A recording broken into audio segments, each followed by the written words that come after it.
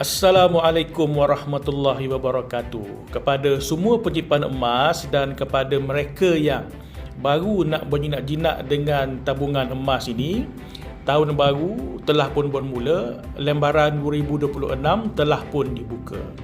Jika seseorang menabung emas 1 gram je sebulan sepanjang 2025 yang lalu, hari ini gram emas yang terkumpul adalah 12 gram. Okay, ada juga penyimpan-penyimpan emas ini yang konsisten menabung emas 100 gram sebulan sepanjang 2025 yang lalu. Hari ini simpanan mereka sudah pun mencecah 1.2 kg emas, tuan-puan.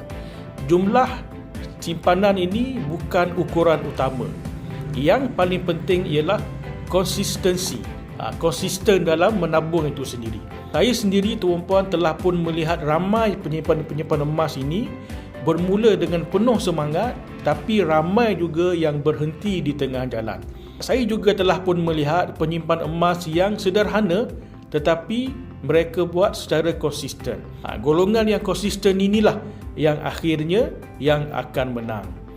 Semoga tahun 2026 ini akan menjadi tahun kita yang menjadikan kita lebih berdisiplin untuk menabung emas terutamanya, supaya setahun yang berlalu benar-benar meninggalkan nilai, bukan sekadar kenangan semata-mata. Mulakan dengan jumlah yang kita benar-benar mampu, kekalkan konsistensi. Semakin sabar mengumpul emas, semakin bertambah tabungan kita di masa hadapan. Semoga tahun 2026 ini adalah tahun yang menjadi tahun yang bertambah-tambah rezeki untuk semua.